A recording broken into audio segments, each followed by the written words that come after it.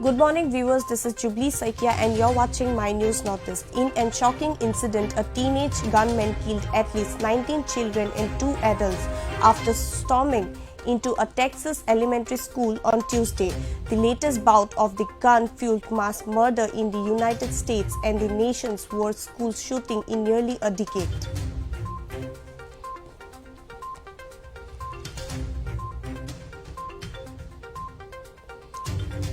The 18-year-old suspect, who was killed apparently by police, also had shot his own grandmother before fleeing from the scene, then crashing his gateway car and launching a bloody rampage at Drop Elementary School in the town of Texas, about 80 miles west of San Antonio. The motive was not immediately clear.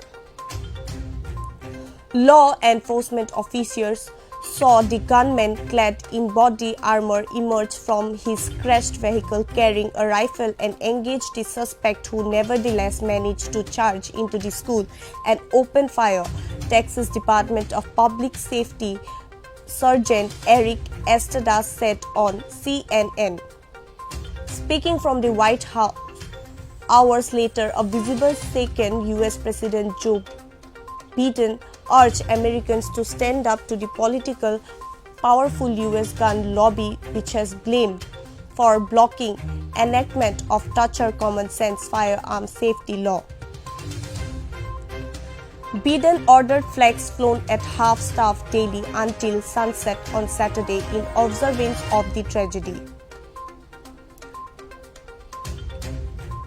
Governor Greg Abbott said that the suspect, identified as Salvador Ramos, was apparently killed by the police officers and that 2 officers were struck by gunfire, though the governor said that injuries were not serious.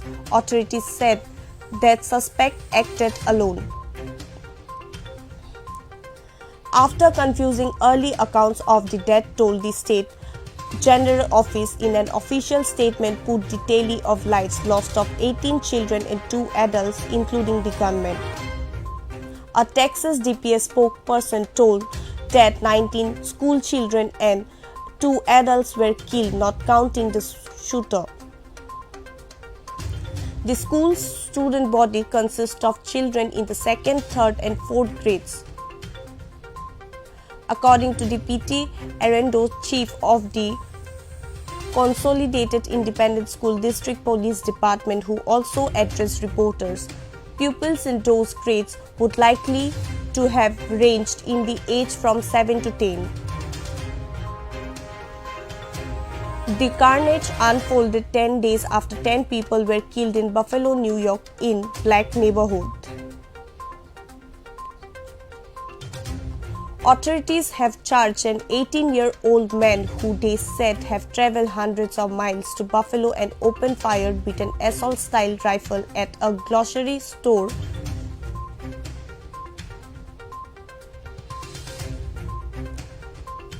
Tuesday's bloodshed in Texas began when the suspect shot his grandmother before going to school. Texas Department of Public Safety officer said on Fox News, a development Abbott mentioned earlier in the day.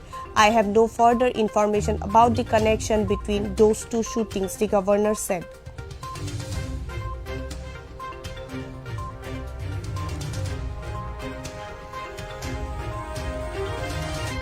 University Hospital in San Antonio said on Twitter that it had received 2 patients from this shooting, a 66-year-old woman and a 10-year-old girl, both listed in critical condition.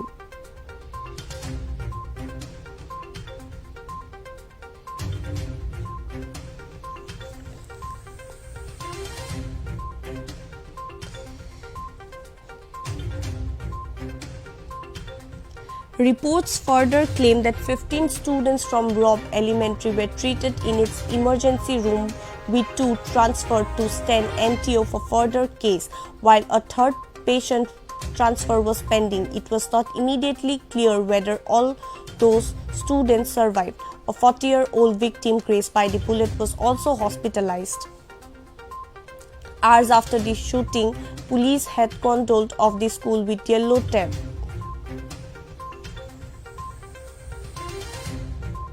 Emergency vehicles were scattered around the perimeter of the school grounds. Uniformed personnel stood in small clusters, some in carrying semi-automatic weapons.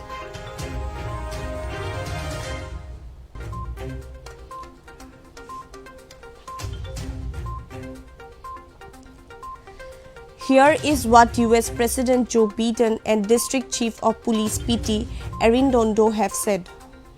A trip from Asia, meeting with Asian leaders. And I learned of this while I was on the aircraft.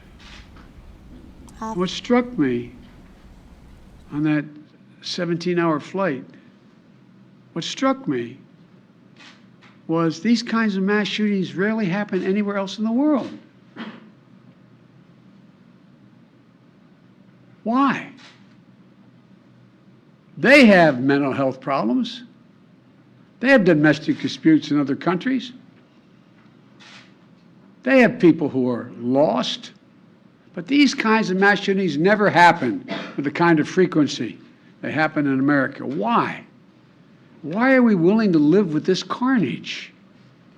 Why do we keep letting this happen? Where in God's name is our backbone to have the courage to deal with it and stand up to the lobbies? It's time to turn this pain into action for every parent, for every citizen in this country.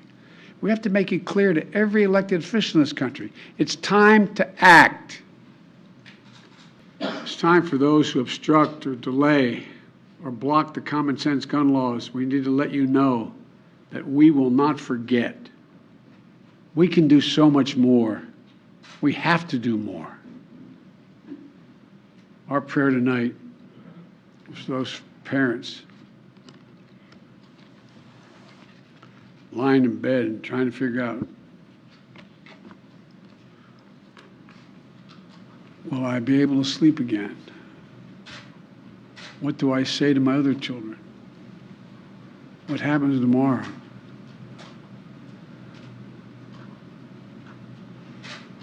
May God bless the loss of innocent life on this sad day. And may the Lord be near the brokenhearted and save those crushed in spirit, because they're going to need a lot of help, a lot of our prayers. Still working on this active investigation. Once we're able to provide information to the families, we will do so. First and foremost, obviously, our priorities is to get information to our families and give them, bear with us in regards to that. Secondly, once we do get some information that we can release to the public, we will be doing that. So please know, once we do get some information, we will share that with you and call another press conference. Let me assure you, the intruder is deceased, and we are not actively looking for another individual or any other suspects in this case. We definitely ask you all to keep the families that are involved in your prayers. It needs to be mentioned that the rampage was the latest in the series of mass school shootings that have a debate between advocates of tighter gun controls and those who oppose any legislation that could compromise the constitutional rights of Americans to bear arms. The shootings in Texas was one of the deadliest at a USA school since a gunman killed 26 people, including 20 children at Sandy Hook Elementary School in Connecticut in December 2012. In 2018, a former student at Marjorie Stoneman High School in Parkland, Florida killed 17 students and educators. However, firearms became the leading cause of death for US children and abscondents in 2020, surfacing motor vehicle accidents.